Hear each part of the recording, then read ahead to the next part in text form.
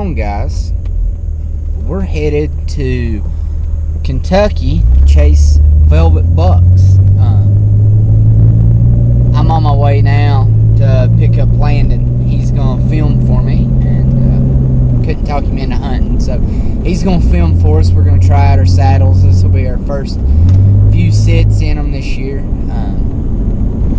but we are super excited to do this. I think it's gonna be a great time.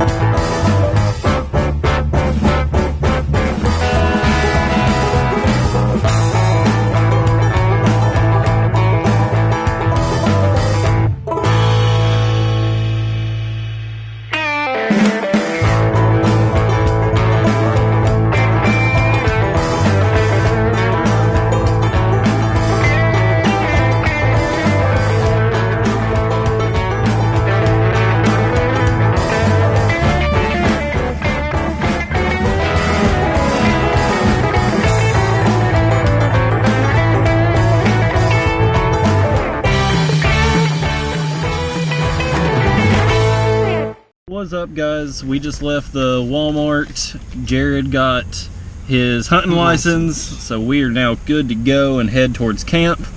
Got the cooler, everything's loaded up, so all we got to do is go set up, and tomorrow hopefully smoke one. That's it. Alright guys, we'll get you on the other side.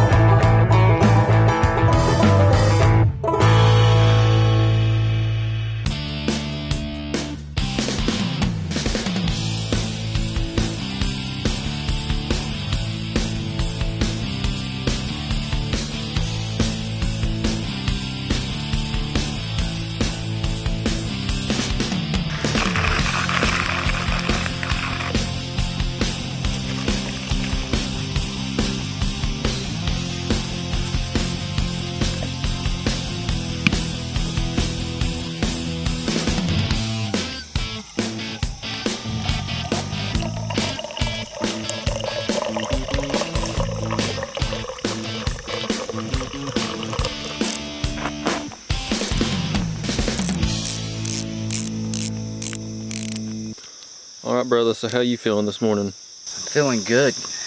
It's opening day, man. I mean, you know, you only get but one of them, so one a year. So we're here, we're getting ready. It's gray light, we're getting ready to walk in.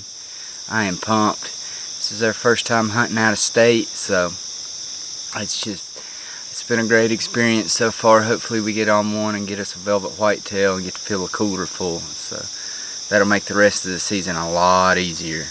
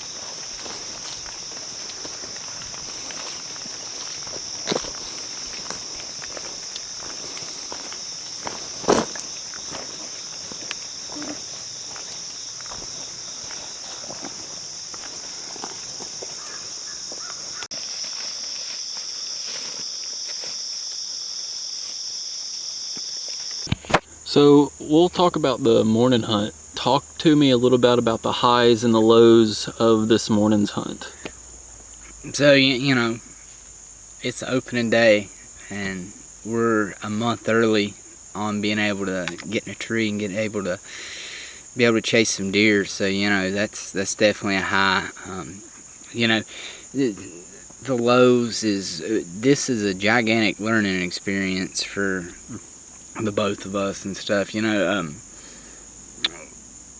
we're trying to learn how to hunt these saddles and what's working for us and what's not. So obviously in the morning hunt we had some interesting times. Walk me through a couple of the things that didn't quite go how we wanted them to this morning. Yeah, sure.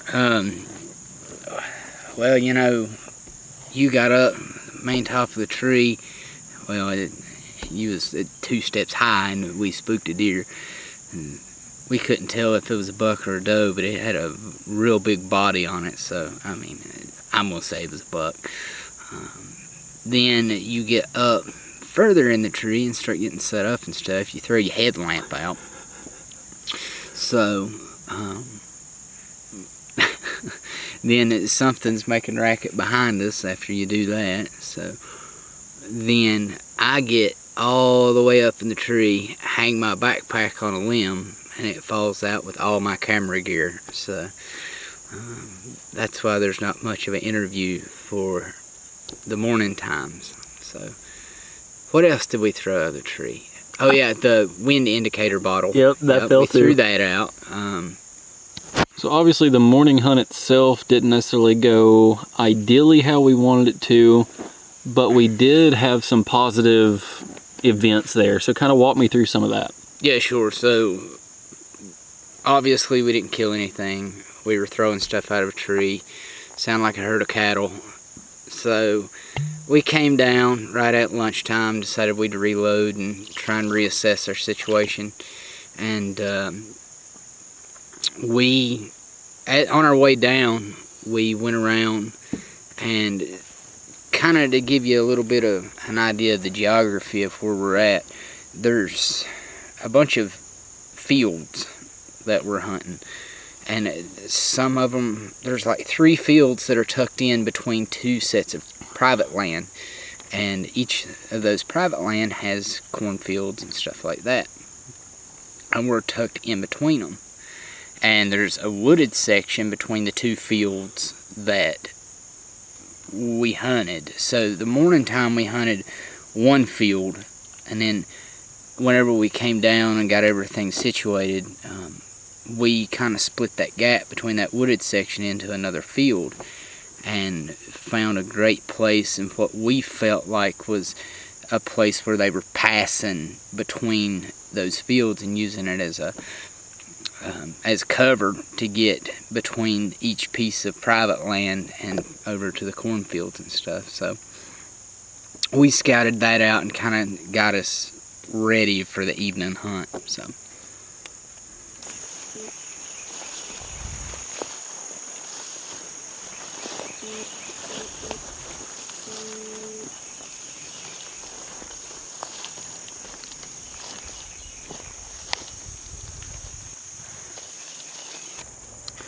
So obviously this is our first saddle hunt. Right. Tell me a little bit about what you think of saddle hunting compared to any other type of hunting that we've done over the years. There is no comparison. You can't compare them. I've hunted lock-ons, I've hunted climbers, I've hunted ground blinds. There's no comparison. I'm lighter, I'm faster up the tree, I'm quieter if I stop, you know, if we don't throw stuff out of the tree. You know, there's just no comparison to any other method. Like, I'm in the air, so I'm putting less scent on the ground.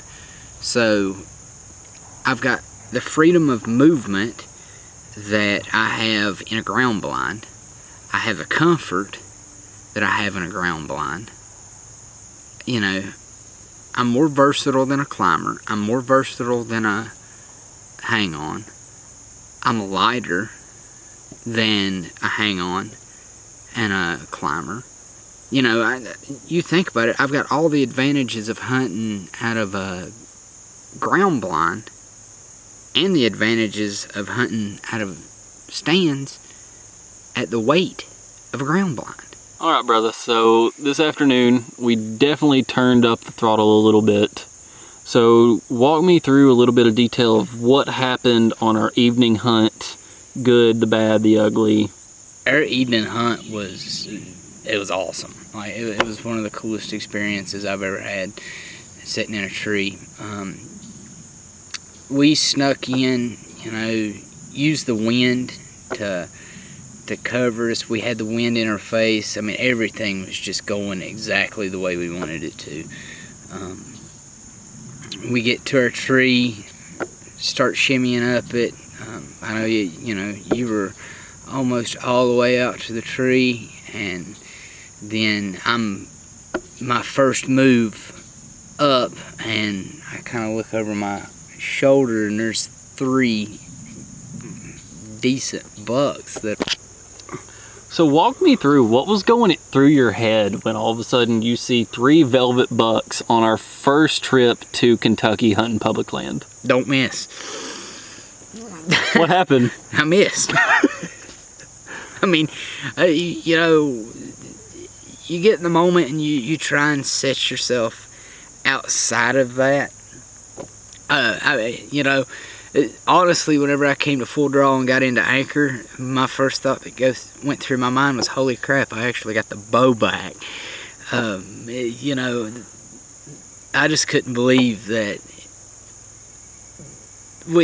at 35 yards, these deer walked in, I towed my bow up, unclipped it, knocked an arrow, hooked my release up, and was able to take a shot. I mean, not to mention, ranged the deer, dialed my sight, and took a shot. Like, I mean, you know, it's just, oh, and had to fix one of the blades on my broadhead. It had come loose from the collar. Like, I mean, you know, it was wild.